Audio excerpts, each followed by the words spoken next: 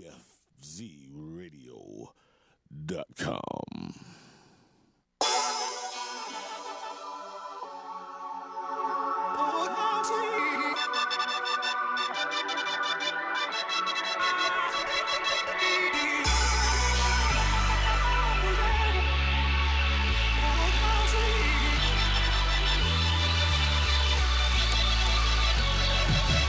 When I'm looking in the mirror, I feel like no one can beat me. I see the suckers geeking. They ask, can you teach me? Then this shit look hard, but I make this shit look easy. Then this shit look hard, but I make this shit look easy. When I'm looking in the mirror, I feel like no one can beat me. I see the suckers reaching. They ask, can you teach me? Then this shit look hard, but I make this shit look easy. Then this shit look hard, but I make this shit look easy. Everybody just want a place where they can belong. I think of every one of y'all when I'm making these songs. You know A+ put his heart in everything that he owns. Feel like the Jamaican IRS, how it's taking me home. Haters be gone. I take advantage of every challenge in front of me. Fear is imaginary, I can't imagine it running me. Rappers who cannot fuck with me got shit to say, but I'm here to stay. Clear the way, them cats be double talking like I hear delay. I hear you, man, I make it look easy, I'm genius. Not competing with leeches, more like completing my thesis.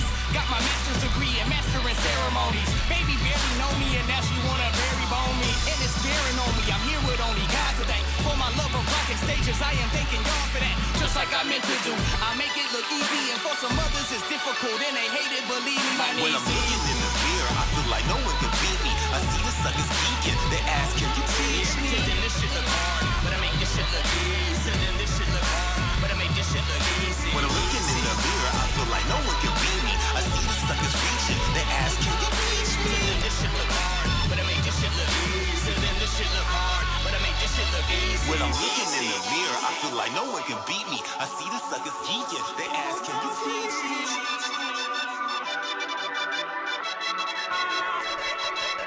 When I'm looking in the mirror, I feel like no one can beat me. I see the suckers reaching. They ask, can you teach me?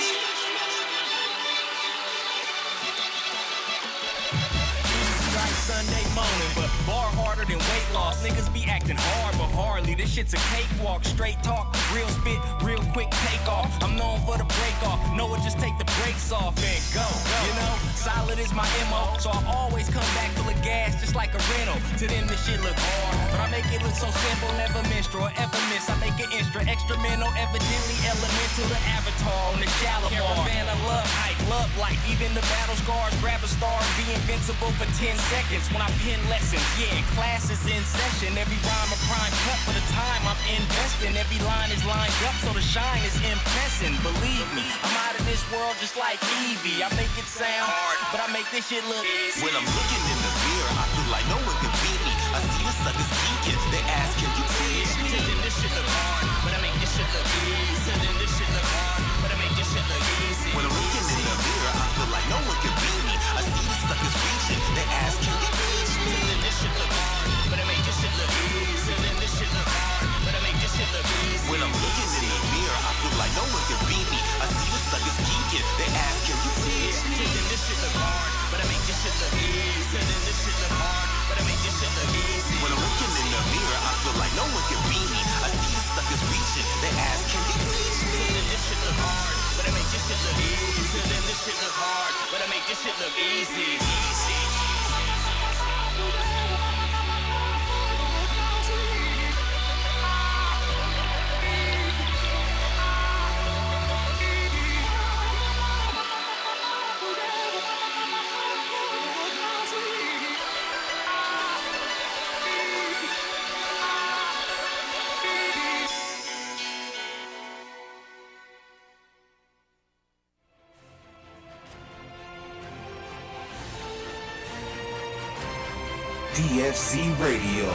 DFZRadio.com. Gentlemen.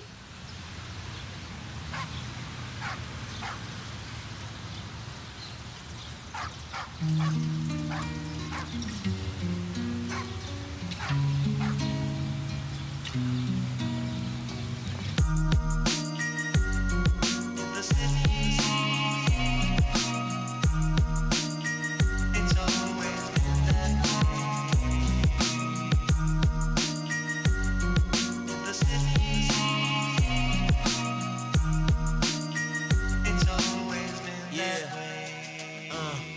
my city is blacks and blocks, with avenues and street tops, where people struggle to sleep. There's trouble and beef, gold teeth rocks. Get thrown at the high pile, but don't reach pops. Ain't home, mama been long, gone away, so the children run straight. Cannibalistic won't play, it's animalistic where I stay. The devil won't play, and too many contestants today. The level gon' stay where it's at. Stay strapped. It's the mantra recital that conquers the Bible. By any means, see survival. When friends turn to rivals, it's liable for these confrontations to be homicidal. A dog hollers back at the sirens. The pain is so blind and forgot we are diamonds.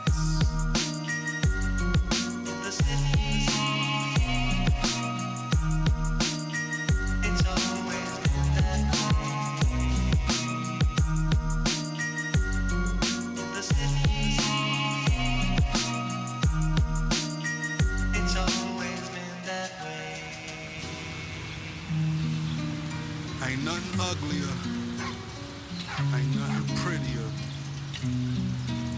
than corner stores, whores, drugs galore, exploitation's core, guns and gore. I abhor each metropolis between these shores, and then I see it, faith in humanity restored, an act so selfless that I break out in applause, giving so elvish that it must be Santa Claus in the city.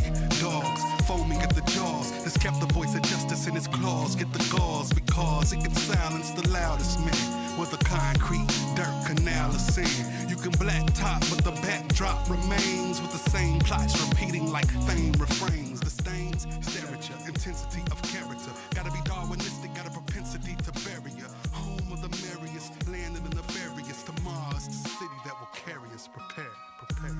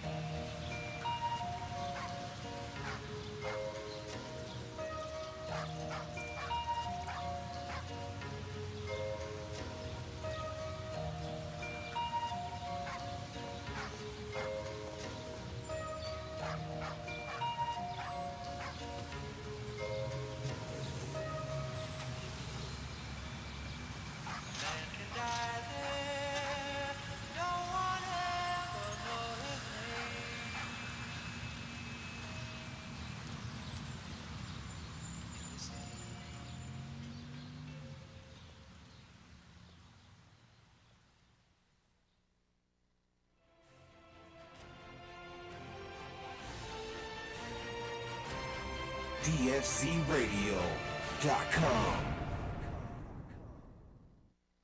Feeling so high. Roll up that hydro make me feel fine. Roll up that hydro make me feel fine. Cook up that hydro make me feel high. Feeling so high. Roll up that hydro make me feel fine. Roll up that hydro make me feel fine. Cook up that hydro make me feel high. Feeling so high. Chefs in the kitchen and they chopping up hydro. The hydro chefs in the building and they rolling up hydro. All right. Welcome. Chef, turn that kitchen down. It's hot today, man. It's the middle of May. Things are about to be cooking. Might even have to shut a door up in here. Smoke's getting out. Motherfucking guests are getting fucking... The guests are actually getting fucking contact high from the kitchen. But that's our job here. This is Farm to Table Cannabis. We keep you up to date every week on all the interviews and news, cannabis reviews, and food demos in the industry. And I am your cannabis chef's favorite cannabis chef, the hydroponic chef. We have the sound man, Saint. What up, Saint? What's up, everybody out in DFZ Radio land? We have got a good show lined up for you today. We're going to be sipping and dipping with none other than the 420 comic.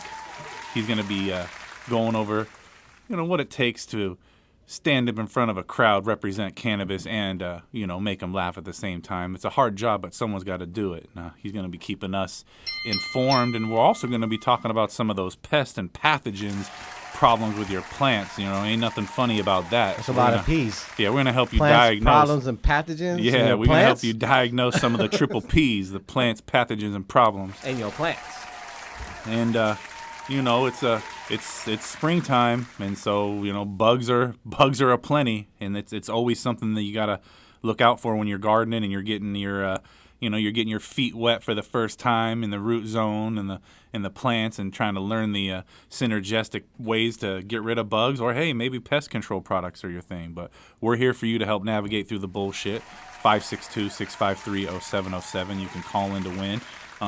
Shout out to all the sponsors out there. We got some Floralicious Plus to hook up today, one of the most cost-effective nutrients in the industry, and we'll go over that one here, just because. What does that do? I want to know later. When you need the quick fix for a good price, that's a great product to use. So we'll have to stick around for the product spotlight of the week.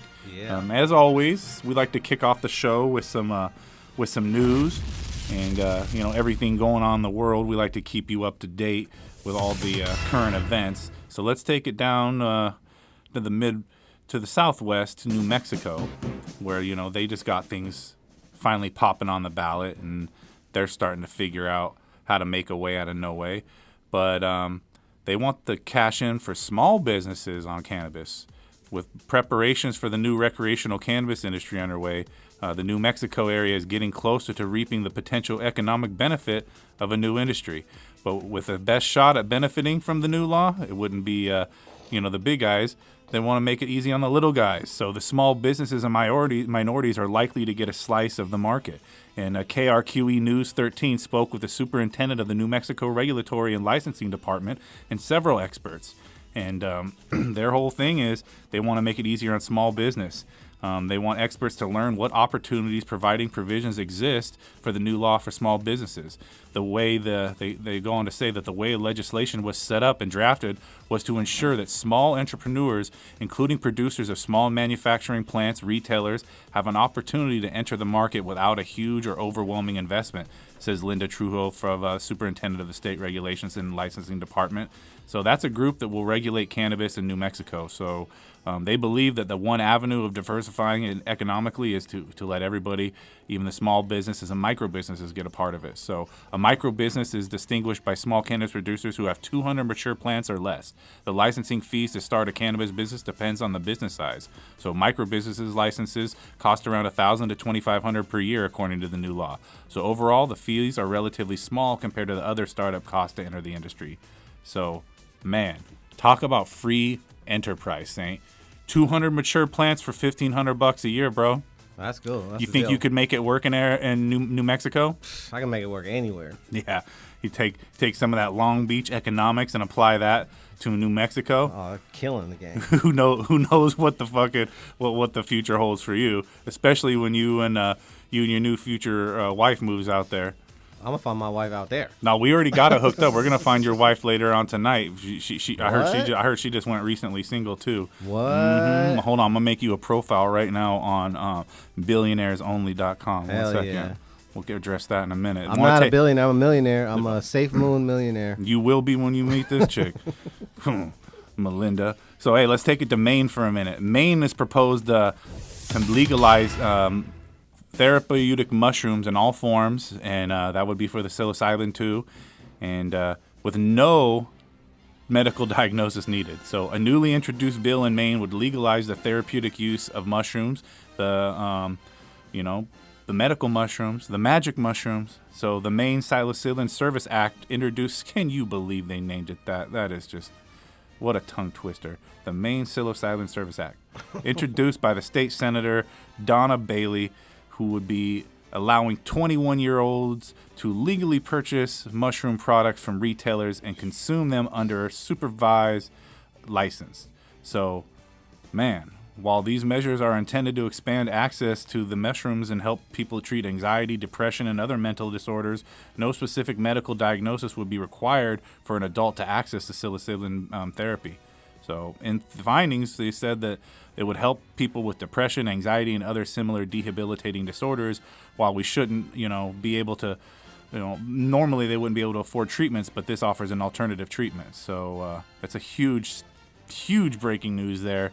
And to be able to facilitate that all the way in Maine and not even have to have the doctor's note, be able to treat your own mental health and mental awareness on your own time without a doctor's note, that's a big step in the right direction, and we're all about that.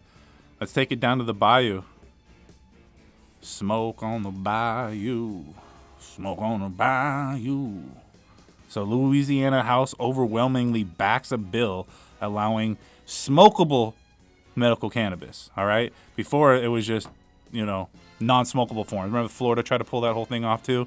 But the Louisiana House has backed proposals to legalize and tax smokable forms of medical cannabis, and it's a key expansion of the state's medical program as lawmakers debate looser rules for the drug. The House voted 73-26 on Monday to approve the Speaker's pro team to allow Bill 391 that allows patients to buy up to 71 grams or 2.5 ounces of smokable weed every week. Yeah. Currently, patients who get marijuana through the state's medical program can only access several non-smokable forms of the drug, including tincture, gummies, majors, uppers, downers, suppositories. No, see, yeah, we got to do away with that. Louisiana, you guys can do better than that. You can smoke. You can smoke now. No more boofing the boof weed.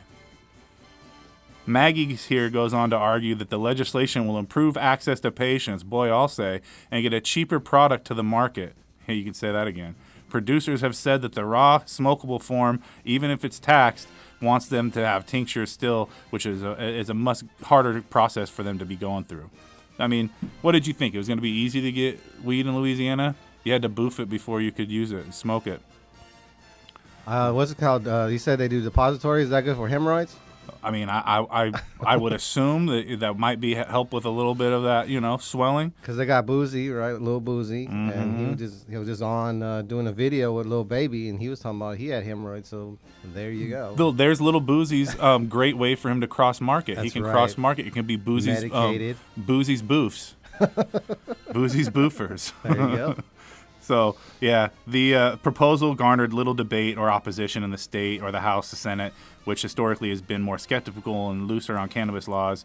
But they're making it happen in Louisiana. So, boof on the bayou. Boof on the bayou. Let's talk about a serious thing going on right now because we know a lot of people are going to be affected by this one. Skittles is officially suing anybody that uses Z-Kittles or Z-Skittles or Z-Kits, however you want to say it, for trademark infringement.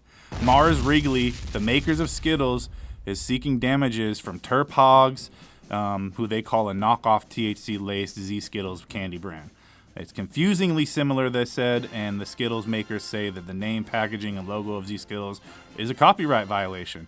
Wrigley is seeking a permanent injunction on the sale of products and merchandise. But listen, this is nothing new. Last year, people were getting cease and desist from Mars Wrigley.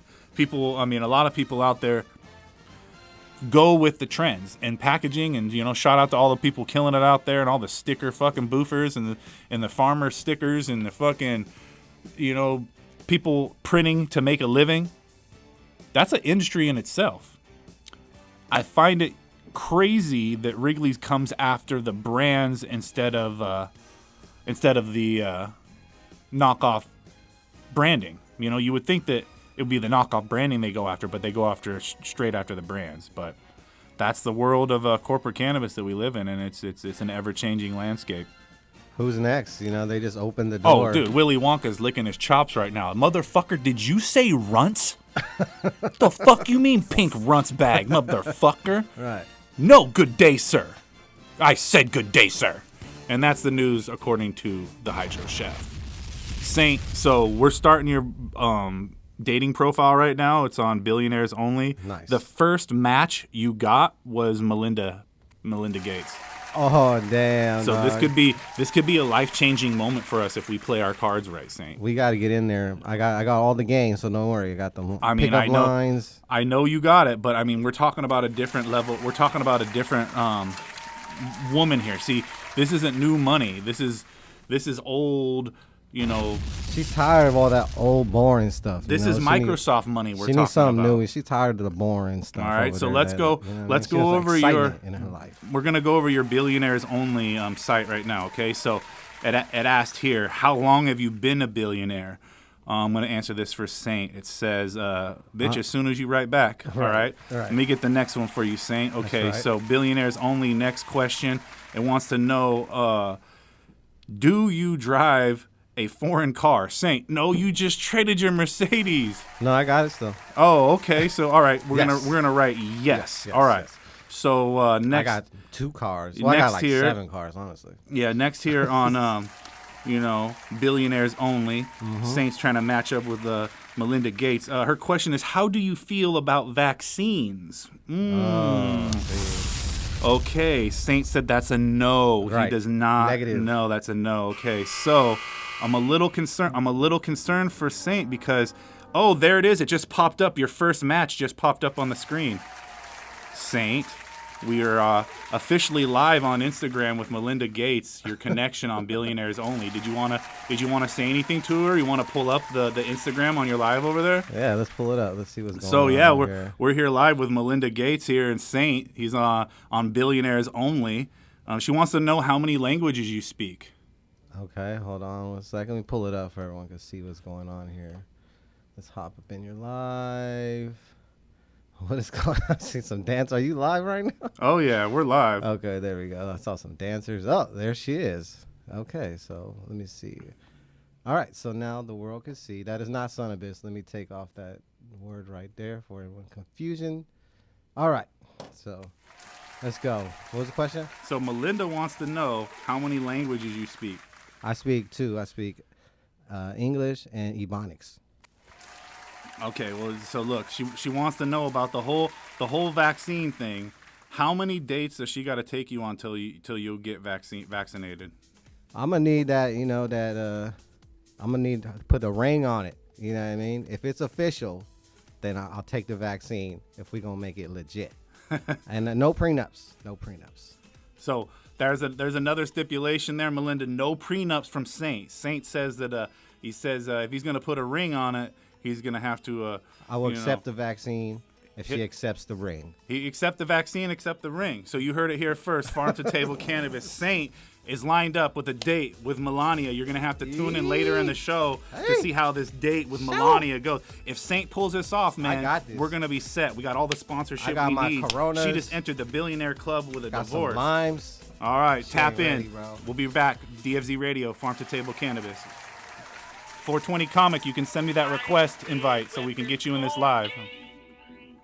When it come to the unjoke, beer I'm smoking.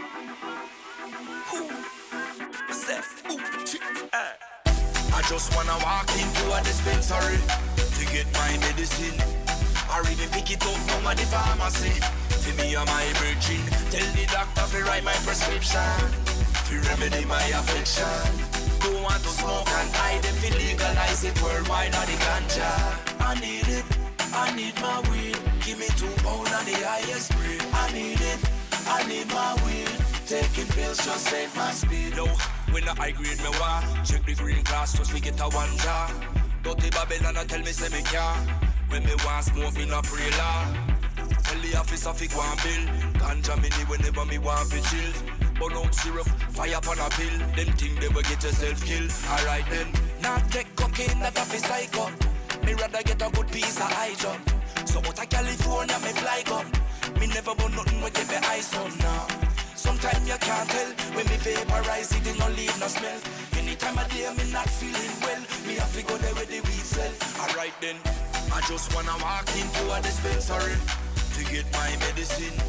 I even pick it up from the pharmacy. To me, I'm my virgin. Tell the doctor to write my prescription. To remedy my affliction. Don't want to smoke and hide them. To legalize it worldwide on the ganja. I need it, I need my weed. Give me 2 pounds on the highest grade. I need it, I need my weed. Taking pills just ain't my speed. High grade put me in a good mood. High spirit, positive attitude. Only time me ever get rude. How will me go a day without me brain food? Everybody know a weed heal the nation, cure headache and help meditation. But right now me can't get me medication without worry about incarceration. The government no want legalize ganja, but them low cigarette fi give me cancer. True that the politician them a sponsor. They want fi hook the people for something stronger now. And the herb them want stop when they legalize and then for the crime rate drop. Them coulda just relax, give we a ganja tax so we wouldn't have use for the cops. But right now, I just wanna walk into a dispensary to get my medicine. I read and pick it up from the pharmacy. See me and my virgin. Tell the doctor to write my prescription to remedy my affliction. Don't want to smoke and hide them to legalize it worldwide or the ganja. I read when me smoking. When it come to ganja, I'm not joking. Yeah, I'm smoking.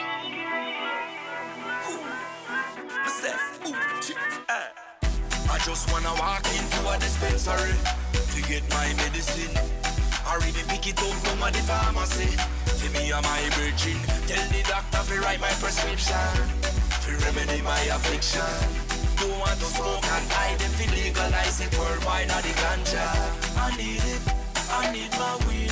Give me 2 pounds on the highest grade. I need it, I need my weed. Taking pills just set my speed. I need it, I need my weed. Give me 2 pounds on the highest grade. I need it, I need my weed. Taking pills just set my speed. What up, people? It's your girl Justina Valentine, and I'm rocking out with the Saint 562. Let's go. Word. Hi, and welcome to Non-Specific Hydro. Yeah, hey, I have a buddy of mine that was telling me about a great additive. Okay, do you remember the name? Yeah, his name's Steve. He's a good buddy. No, the product. No, he told me it was a super concentrated organic enhancer. Comes in a yellow bottle. Well, it sounds like he's talking about Floralicious Plus from General Hydroponics. I don't think that was the name, but he also told me it was a vegan bioplant stimulator that contained vitamins, plant sugars, amino acids, seaweed extract. Yeah, that would be General Hydroponics Floralicious Plus. I don't think that's it, man. He told me it was something like Dora Vicious Flush or something, and he said it was like an organic supplement that could also be used in vegging or flowering, and that was compatible with hydro soil and cocoa. Yes, that would be General Hydroponics Floralicious Plus. Oh, hey, man. I just remembered what it's called. It's Floralicious Plus. Oh, good. I was drawing a blank. Floralicious Plus from General Hydroponics. Ask for it by name.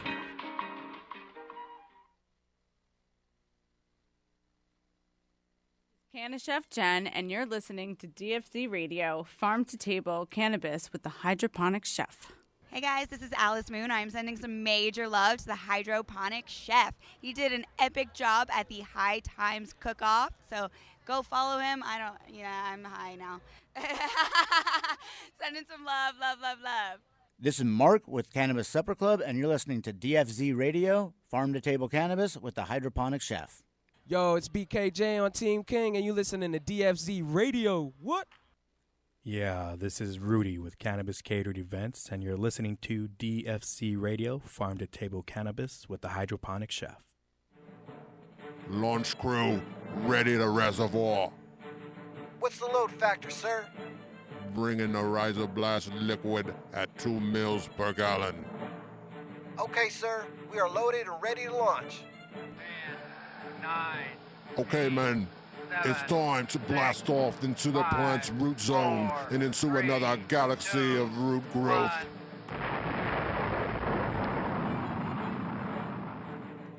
Rhizoblast is a proprietary blend of seaweed and the single-celled algae chlorella.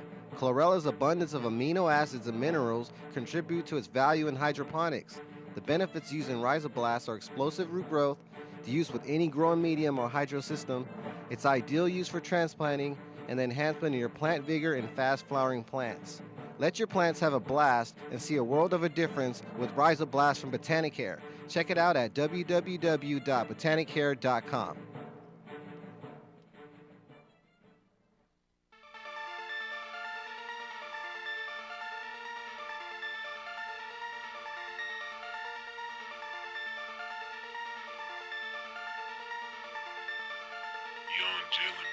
Ay, I want a lot of things in this life. I want some things money can't buy. Like a girl who gon' keep it solid. Yeah. Like a girl who gon' need me one who gon' hold it down when I'm in a drought. Need me one who gon' get this cash when I'm running out. I need me one who gon' love this life I'm living with no problem. Hoes talking down, been my baby. Got 'em. Need me one, need me one, need me one. I need me one, need me one, need me one. I need me one, need me one who gon' hold it down, who gon' keep it real, who gon' roll my blunts when this shit get real. Yeah, too fried, can't think I'm gone off loud. Top shelf moon rock, she keep loud. Snapchat booming, got these hating hoes trolling. Out in public, she wrap around my ridges like a rolling. Rolling and dough. That's what she do on the low. That's what she do when she high. When I need it, she provide. All right, we're back. DFZ Radio. This is Farm to Table Cannabis. And man, we just got off the phone with Melinda Gates. She's all about this shit, Saint. We're gonna line up the fucking calls for you next one after this commercial break. Hell yeah. Before that, we wanted to take a minute to talk to one of Las Vegas's own homegrown funny men. This is Jeff, the 420 comic. Excuse me, Jeff. Can you hear me on this radio? I can hear you, man. I'm here in hot and sunny Las Vegas. Hey to all my friends in AZ, man.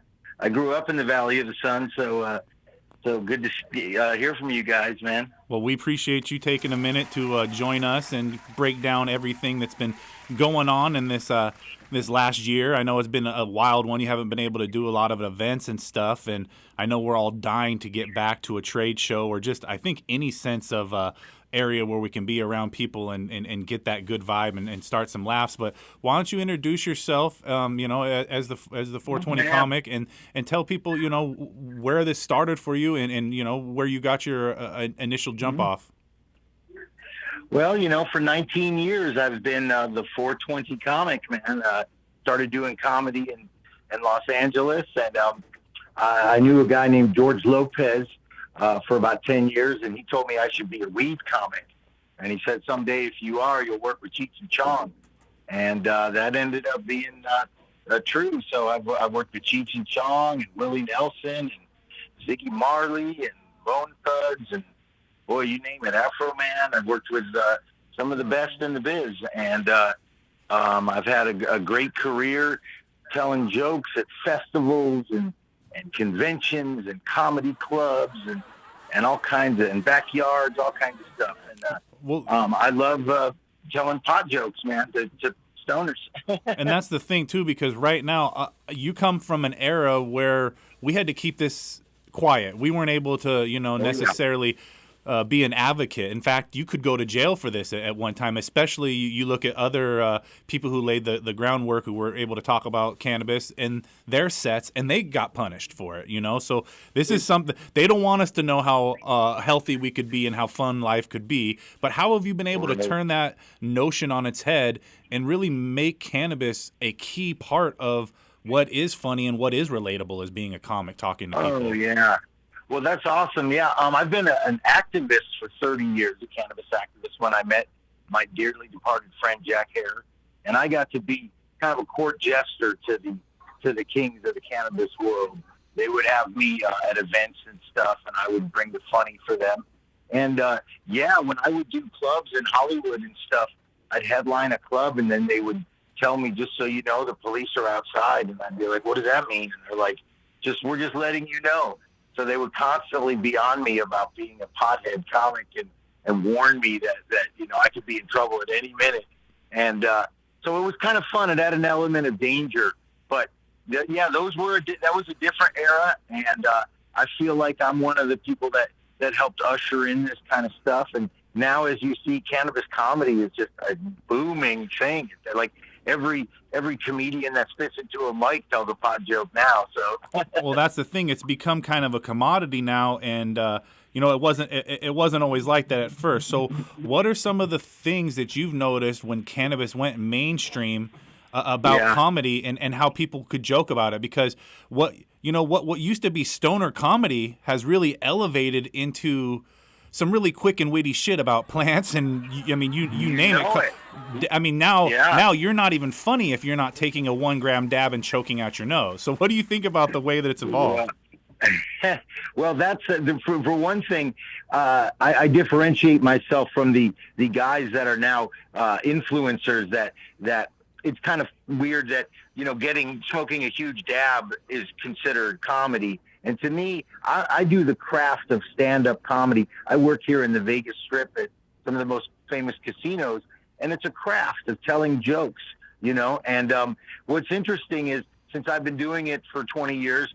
I have a certain, viewpoint that's different than the youth of today. I'm 53, so I'm a little bit, I'm in a different age bracket. But, I don't just tell, hey, who smokes weed up in here jokes. I really get to the nitty gritty of our culture and what we're about and how we got this way and the struggle. And so what's neat is I use cannabis comedy as activism, and I have for 20 years. My jokes are to support this movement. So, and it really is something that was lacking back in the day too, was to be able to joke about a product that up until recently wasn't able to be joked about. Now, you yourself, do you come from a background in growing your own, or were you more of a guy that had to hit up the local grower, or were you more of a dispensary type person? What's great is I'm old school, man. I got high, starting in 8th grade in the early 80s. And what's funny is I've never been able to grow weed. I sucked at selling weed. I'm not a glass blower. I never worked at a head shop or a dispensary. I'm just a huge cannabis enthusiast. And yeah, I am that guy that will, if you meet me, I'm definitely going to do dabs with you, and I'm definitely going to smoke all the weed you put in front of me because I love pot. I'm just that guy. But it's just been a huge part of my life. I used to be in a heavy metal band on the Sunset Strip for many years, and we started singing about the merits of hemp and cannabis way back in 1991, and people were like, whoa, that is just crazy, And so when Cypress Hill was over there doing hip-hop anthems about weed, we were singing heavy metal anthems about weed. So it's kind of cool. And you see the pop culture has changed too. Like the things that we joke about, which was relevant then, like hair bands and fucking, all that shit was not relevant now. So now how have you had to adapt your act to the pop culture and, the ever-changing landscape of what the fuck is relevant? Well, that's very interesting.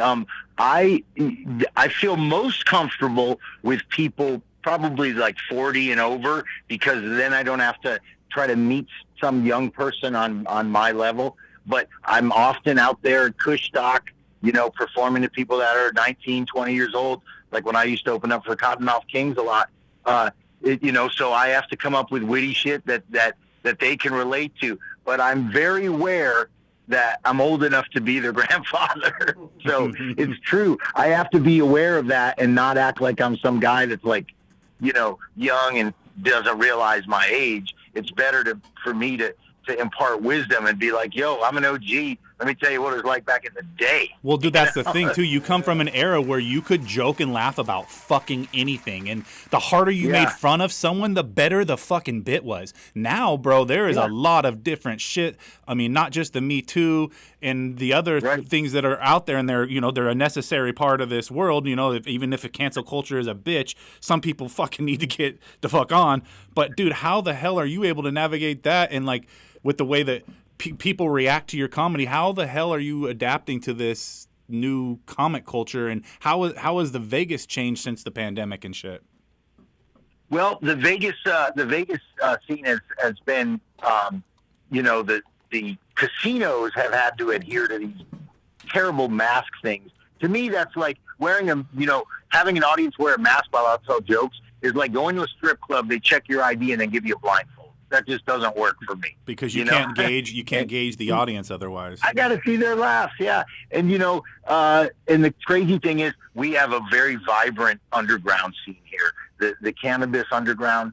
We have great events here that are just about every day. So there is a great, underground vibe here, just like there is in Los Angeles. I do that a lot. I bounce back and forth. So what was funny is somebody said to me the other day that it's going to be tough for me to be a comedian without these comedy clubs being the way they are. I said, dude, I work in the weed world. I'll be in a field. I'll be telling jokes in a field in the middle of New Hampshire, you know, opening for some, you know, band like Twiddle or something. So I can adapt. And, you know, it is a different era, you guys. I mean, when I was coming up, it was different. You know, kids today, they don't know what it's like to have to watch your dealer's baby. Right? And kids today, they don't know what it's like to have to listen to your dealer's demo tape. I do. Acting like that You know, shit's I mean, fire. Yeah, dude, this is really good music. Have you heard California Kids yet? they never had to have dinner with their dealer and his family. I did.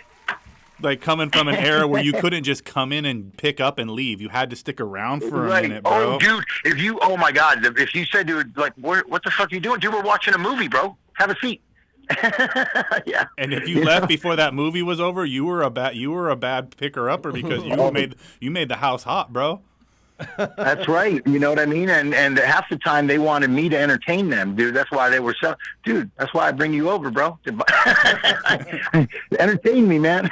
So, yeah, I mean, and we've been, you know, Las Vegas has been so wonderful to the cannabis world. It's, you know, we got stunted here by all this bullshit, but we're going to rebound, and cannabis here is king, man. It's become like, you know, this is like Amsterdam now, and we're going to have the lounges here any minute, and things are going to be changing. Look, they made over $600 million last year in cannabis sales, and that was just to me. That was just in weed? That was a joke. You said just... That was just to me. Just to you. See, I couldn't say cut out at the last minute. I thought he said just weed. I was like, damn, just weed, man. I spent $600,000 on myself. See, you gotta...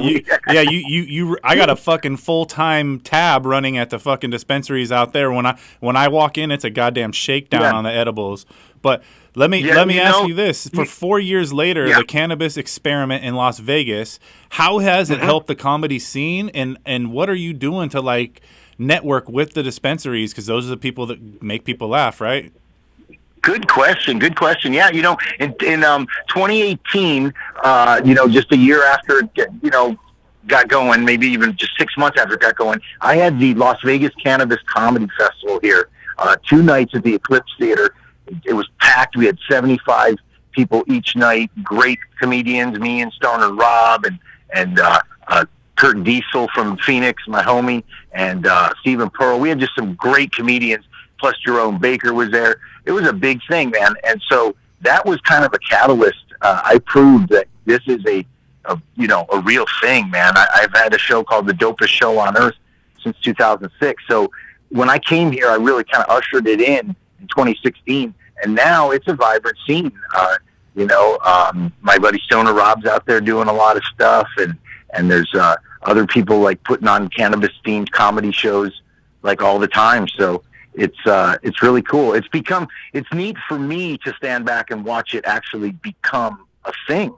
You know what I mean? It's like, because people, when I started, honestly, in 2003, people would say, "Why are you calling yourself the 420 comedian? What does that mean?" You know? So they didn't know what 420 comics meant. So when Vegas changed from, you know, traditional old school white market to the black market to white market, how did that affect like those, you know, private events in the way that things conducted business as a comedian? Well, you know, the thing is, man, we adapt and overcome in the cannabis world. I mean, there's always going to be a black market for cannabis because we want, you know, an abundance. We want the best deals. We want quantity, and we want our culture. We want to hang around people that are, you know, feeling the same vibe we are. And so I have used, you had asked me about how I use the dispensaries and stuff. Yeah, they definitely kick in. I've had some nice events at Jerome Baker's Dream Factory, at Pharma Extracts. You know, right now they're in a kind of a stunt to get going, but as soon as they do, they're all going to be kicking in, man. There's going to be a entertainment lounge inside Planet 13, the world's largest dispensary. So I still buy my weed from a dude. You know, I the like dude on buying the my couch. weed from a guy that I smoke weed with that sits in my house and goes, "Hey, man, see, that's what's you know, this generation will never know what it's like. You know what I mean? To do some of these things. Just And, remember, we said but, there is no undocumented bags of weed. You know, there's no illegal bags of weed. It's just, you know, not registered. That's right. That's right. And so, you know, and it to me, it doesn't take any of the fun out of it because I like smoking weed. I've always just, you know, I've always thought if the cops could leave us alone for smoking weed, you know, our society will get a lot better. And I think, you know, the progress that's been made has been decent, but obviously there's a huge greed factor involved. And one thing I don't like, and I speak out about, are these celebrities jumping on the bandwagon. Where were they when we were going to jail? Where were they when you couldn't get on stage? Where were you when they wouldn't give you a gig because weed was too controversial? Where the fuck were they?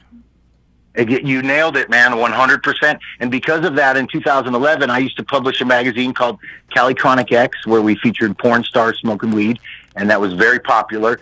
And that I used that to get on TMZ, and I outed Whoopi Goldberg. I said Whoopi Goldberg's a huge stoner. I showed a video to Harvey Whoa, Levin cut him off. He's it. going to get us canceled. He's going to get us canceled. Oh, shit. Fuck, you can't go at Whoopi. That's like going at Disney Mouse.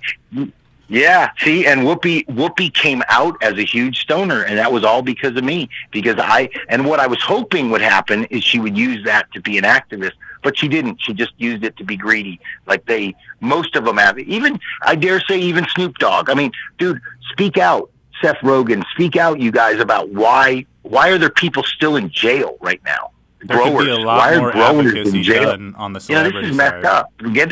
Release all pot POWs before everybody enjoys all this freedom. That's how I feel. It's what Jack Hare would be saying if he was still around. Yeah, Jack would be shocked at some of the things going on. He'd be delighted at some. He'd love these festivals and our freedom there because he was is very much a serious guy, but a jolly guy too. And I love being with my cannabis people, and I did get to do some festivals last year, even though there was a pandemic. They flew me out to Oklahoma, and I did a great fest out there, the OKC Fest, and these guys there's a lot of great people all over, and this year's already shaping up. You were mentioning getting back into it. We got Champs coming up here in Vegas in July, 4 days. Just next week we got Glass Vegas at Bally's, so things are shaping up in the weed world. Well, I mean, and that's the thing too. The landscape is ever changing, but there will always be black market cannabis. There will always be shitty investors that think they know about weed, but they've never touched the plant, and there will always be some bad boof grown. So that's going to take us into the next bit. I don't know if you're able to pull up the pictures I just sent you into your inbox. But okay, I think I could probably do that. Starting with the very top, we're going to go through this list because, man, you got to be careful what people are consuming. You got to know your grower, For the 420 comic, he supports his local hood star. He's got a dude that takes care of him. Well, not everybody's so lucky. Some people got to grow their own. And then, unfortunately, some people grow their own and sell that bad-looking shit. So we're going to go down the list here. Can you see the first one at the very top? I can. Looks like we're looking out a window at something. Yeah. I'm gonna pull up this picture for the viewers, and let's see what we can pull up here. Looks like we're gonna have spider mites here pretty soon. Yeah, it looks like some Peter Parker going on there, right? Yeah. So I'm not. You know what's great, guys, is I'm not a grower, but I know some of the best growers in the world. I've the strain hunters and my buddy Alfred, who grew the Master Yoda, and I know all kinds of just amazing growers and stuff. But I can't grow for crap. Well, see, at least you can tell a spider mite from a fucking, a horse fucking fish. So let's look at this next picture, Saint. If you pull the next one up, we're looking at some stems. We got some stems, and there might be. You might have to zoom in there. There might be something all over that. You know what? Yeah. Those are not caterpillars. Those are aphids. Yep. Those are definitely aphids. Little tiny. They're nesting in one little area too. You know what happens if you smoke an aphid? Oh yeah, you get. Oh man, you get the worst cough, man. You get. I've seen people smoke, and given me stuff that I was like, dude, this is bad, like instantly. Yeah, well, you remember that you have scene? like a dry, terrible cough. I know that. You remember that scene with Jeff Goldblum in The Fly? Yeah. You'd be like, kill me, kill me. Yeah, it's awful. All right, let's go to this next one. There's some fucking lumps in that thing. What the fuck would you do if your neighborhood dude just brought this product to you and was like, hey, this is all I got? Oh man, you gotta remember, this reminds me of like LA 1984 when you would pull up to some vatos and they would pull like a piece of concrete out of the street, and underneath there they'd have some weed, and they would just like say, stick out your hand, and they'd put it in your hand and say, get the fuck out of here now, man, now. And then you'd look and you'd be like, you'd be lucky if it was weed. Half the time it looked like that. Yeah, that is some fucking rocket weed right there. You smoke that shit, it'll be blowing up like a rocket. To the moon. To the fucking moon, like Dogecoin. And half the time too, you'd buy like brickweed like that, and then you'd go through it, take out all the seeds and the stems, and it would be hardly any weed. You're like, damn, I got more stems and seeds than I got weed. So let's try to diagnose this next one. I don't know what's going on here, but if I ain't ever seen some cotton picking, weird looking weed like that, that looks like cotton. That doesn't look like. That don't even look like weed. Can you pull that one up for the viewers? We need to. They're seeing them all right now. We need to distinguish. Is that cotton or is that weed? It looks like a bat about to hatch or something. Dude, that's a fucking that's a fucking gremlin. That's what happens when you feed your fucking plants after midnight. Right. And you feed your plants and get them wet after midnight. You get that fucking dirt. You get that gremlin weed. You get that gremlin weed. Yeah. The fucking shit was that all about? All right, the last one. I'm gonna let you just take this one away, dude. That's a winter wonderland right there. Man. What are we dealing with here? Well, to me, if I'm not mistaken, that don't look good. That looks moldy. Yeah, that's some fucking powdery mildew right there. Yeah. And that ain't good for your lungs, man, at all. No, see, if you got a compromised immune system, you need to motherfucking make sure you're diagnosing your tree. And this was the 420 comic and the Hydro Chef telling you, learn to diagnose your fucking pathogens and pests, or else you're just going to be buying from whoever. That's right. Yeah. I keep experts around me. My, like I said, my buddy Diesel, Kurt Diesel, and my nephew Dan Green, man. I'm the guy that goes, hey, we'll take a look at that. See, I don't ever claim to be an expert on cannabis. I don't ever claim to be that that guy that knows every little thing about this, lifestyle and everything. And I do know a lot about the plant itself, but I only just enjoy cannabis a lot. And so I use that to really just, joke about it. And I don't only talk about cannabis in my act. I talk about other stuff, but. Well, you do bath salts. You also talk about, ayahuasca, the good stuff. Well, you know what else I do is I do celebrity impressions like Ice-T. People know me when I do my Ice-T. I used to do celebrity impressions on the Vegas Strip. Holy shit. Like Hold on. this. Saint, can you get Ice-T on the phone real quick? Oh, man, this is Ice right here. I'm over here at SVU right now, man. I got a perp. Can we get a drop? He's got, this perp's going down. And I'm not talking about like a granddaddy perp. I'm talking about, a criminal. Yo, damn. So Ice-T, man, what you think about this whole weed movement, man? The 420 comic, he was saying mad good stuff about you, T. Oh, I go back with him since 1991. We old school. I was just in a movie that I got an award for. It's called Public Enemy #1, where I just bust it wide open. I don't smoke weed. I just used to sell it like a mofo, and I was very successful. Now I play a cop, and they pay me for that shit. SVU, baby. Hey, that is a good ass impression right there. We need a DFZ radio drop. Same, yeah. We need a. This is Ice-T. You listening to DFZ radio, and then that's right. Hey, we're gonna prank call some hydro stores. Yeah, that's what I do beyond. See, that's how I keep relevant. There's a lot of comics telling pot jokes nowadays, but my package is so much more vast. I do in a show. I do about 15 celebrity impressions, and I'm I'd love to get back to Phoenix, and I was just at Kurt Diesel and I headlined the Stir Crazy Comedy Club not that long ago, out there in Westgate. I'd love to be back. So look for me, Phoenix. I'll be coming your way, Phoenix, Glendale.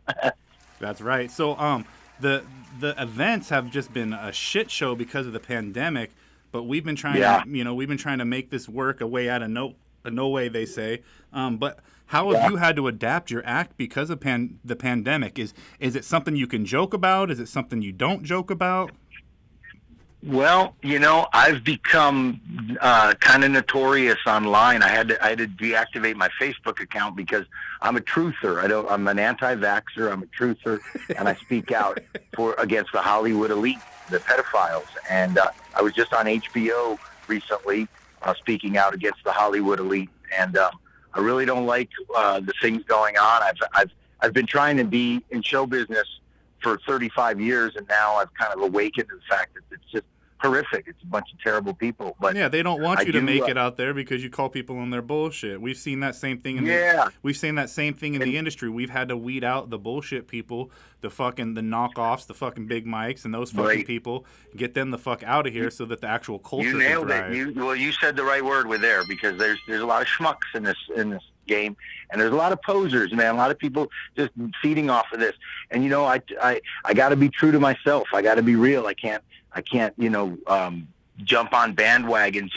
I was told if I don't take the vax, I'm not going to work. And I said, we'll see what happens, because there's a lot of us that are not going to take a jab. And if you come at me with a jab, I'm going to come at you with a stab. So, I mean, it's my body, it's my life. But I think we're losing some freedoms. And so I've definitely had to change my act. I found when I've recently performed at the LA Turp Market, some people told me I had a more George Carlin kind of vibe, that in the respect that I was a little bit edgier and talking about issues, about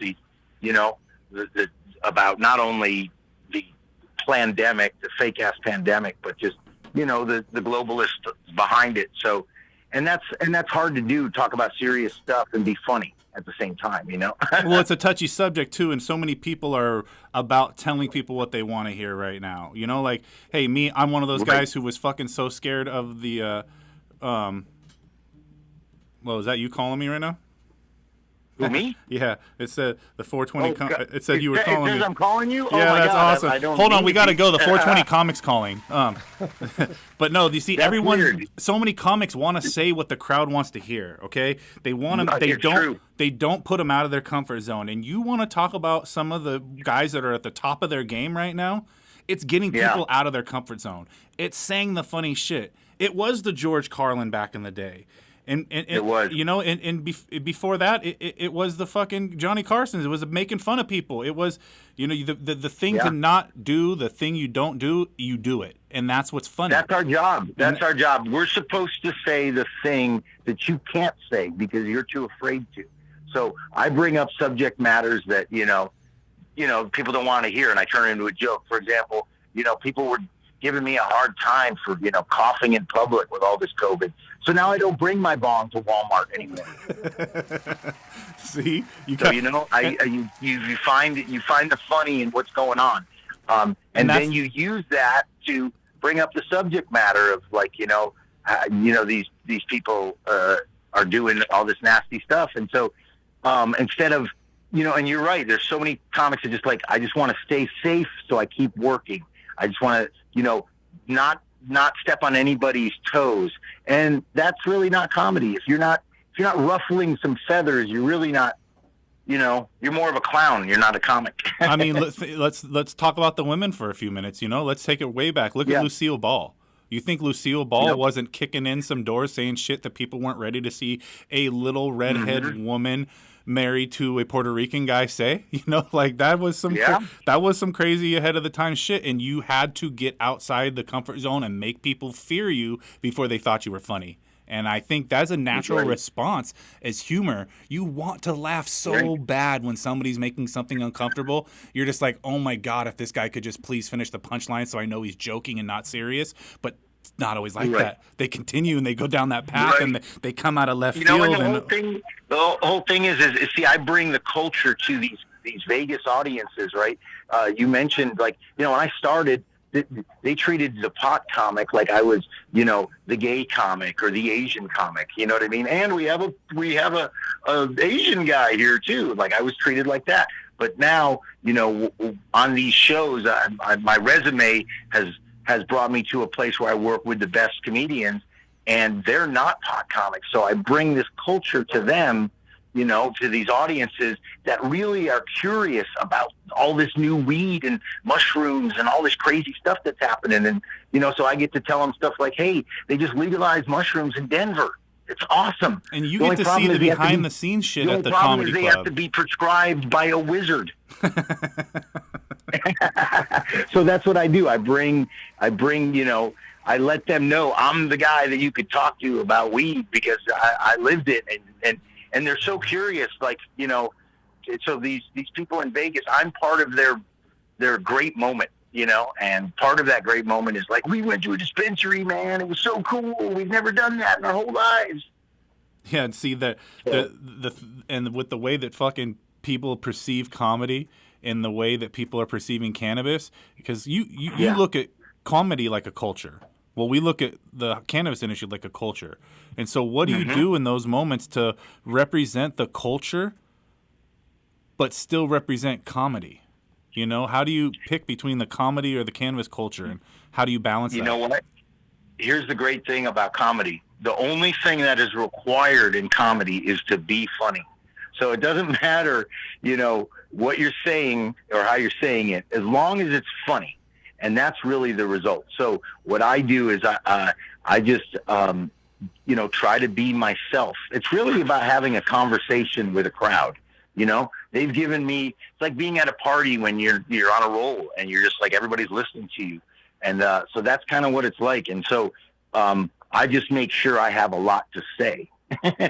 And I have, over 2 hours of material. I used to host Kush Stock and HempCon and the Kush Expo and all these weed events for many, many years. In Phoenix, I hosted at Cardinal Stadium in 2011, the Green Relief Expo. And sometimes I have to have enough material for like 3 or 4 or 5 hours. Well, let's be honest. You see some of the people walking around there, and you could just ad-lib off of people in the audience. What is the fucking wildest craziest shit you've ever seen at one of these festivals? Yep. What is the wildest shit? What is the craziest you've ever seen? The craziest... you're talking about Wookiee? Yep, exactly. Like that craziest? Oh my God! Well, I lived in Denver for 2 years, so nobody outwooks the Denver Wooks, man. These guys, they're up at 6 a.m. They are dabbing hard, and at Bongathon, they're like a mountain man of weed. They just have, crazy unkept beards and clothes that are just like, something between a deadhead and a mountain man, and just carrying any number of paraphernalia in these cool pouches and stuff. And I couldn't nail one wook down, but Denver's got everybody beat. You can always tell a wook by the way they crafted their bong. Okay. Real wooks don't have money for nice glass and shit like that, so they craft their bongs. Now, I've got a couple of images here up on screen and in your DM. I want you to take a look right near, and let's see if you can diagnose what the fuck this very first one, what did they craft this bong out of? Let me take a look here, okay? This is the very first image there, the very first. What the fuck did they craft this out of? Let me go back to that. Wow. Is that the first image? Huh? That looks like to me, a fish tank. Part of a fish tank. That's a fucking Dasani bottle. Can you believe that's a Dasani bottle? Wow. With an inverted vodka, with an inverted mini vodka bottle. What the fuck is going on there? These these wooks are getting ingenuitive. Hey, let's go to the next one down there. I think you could diagnose what the fuck that weird looking fucking thing is. That's a prescription bottle, right? That's a fucking prescription bottle bubbler. What the fuck kind of wook ass shit is that? I'm tripping on these fools. That's a way to take your addiction to the next level, right? Higher level. Hey, that's some higher learning shit right there, bro. Okay. Yeah. Well, what the fuck and is this? See that? You know what's crazy about that? You know what's crazy about this bong is it does have to be prescribed. It does have to be by a wizard, which is weird. Well done. So what's this next fucking frosted glazed treat? Oh my God! It's like Homer Simpson's dream. It's a fucking the police would, if the police confiscated this, they would keep it because it's a donut bong. That's definitely a hard one. Donut dabber. Yeah, that's a hard one to explain to your superior. Officer? I mean, officer, why are your eyes glazed? It was my donut. I've been eating donuts. Yep. And then very next, let's go retro with this next Wook piece. They came out of left field with this one. Is that that's vintage. That's banquet beer. That's some Rocky Mountain shit right there. Those people up there in Colorado, shit. We'll find anything to smoke weed out of. That is the most. Don't worry about it. I got it. It's the tape that really gets me. It's the tape wrapped around to keep the stem in place. That is the most Wookiest shit out right there. And the neat thing is that they don't use water in there. That's we use Coors. No, they use Coors. Abso-fucking-lutely. And banquet shit. Banquet beer. And then last but not least, it's the fucking Starbucks line special where you were late for work, you didn't grab your bong. I need a coffee cup, some fucking duct tape, I need a straw, and we're good. What would you name this? If you had to name this, what would you call this? I would call it a macchiato bongiato. Well done. Well fucking done. So, dude. I met a cat from New York that had the ultimate, man, he fooled me once. He had an apparatus set inside of a grande coffee, cup, and he had it so the straw was in there and then an igniter inside, so he could just sit there and dab out, and it looked like he was just sipping on a coffee cup. It was great. Jesus Christ. The fucking Coors Banquet bong is hilarious. The corn cobbed pipe. There's a corn. Shout out to Worthless Genetics. You can see all these monstrosities at Worthless Genetics. That's working with what you got right there. That guy's got the worst shit out. That is fucking awesome. But big ups to the 420 comic, man. Jeff, you have been a serious, just a barrels of laughter, bro. I really appreciate what you do representing the industry and representing comic culture and cannabis culture at the same time. Hey. Where can they see you at the next event? Well, thanks, man. The next event I'm going to be at is next month. I'll be in Denver at the All Seas Fan Expo with my buddy, the Godfather, wrestling legend, the Godfather. And Toothless J, Coco Beware. We got the guy from the little dude from Pirates of the Caribbean. We got the dudes from Observe and Report. A bunch of cool people. One of the Power Rangers. It's going to be a lot of fun. I make comic books now for a living as well as comedy.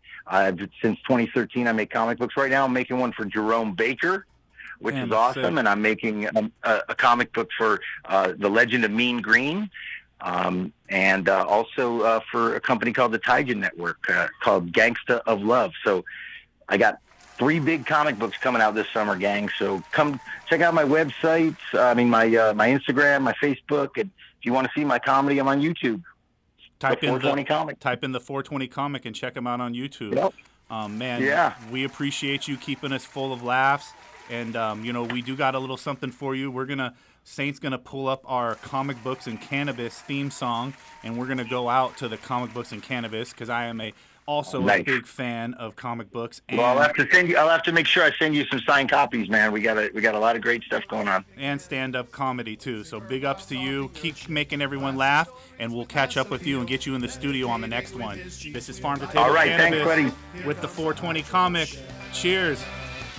Comic books and cannabis, like taking dabs with Galactus. Graphic novels with tons of depth. Get the most out of your light dab. Smoke up, here comes the Hydro Chef. On each Wednesday night, when the timing is right, he'll open his vault just to get you high. Comic books and cannabis, blazing herb while talking nerd shit. Classic stories with mass appeal, medicating with his cheese wheel. Light up, here comes the Hydro Chef. Here comes the Hydro Chef.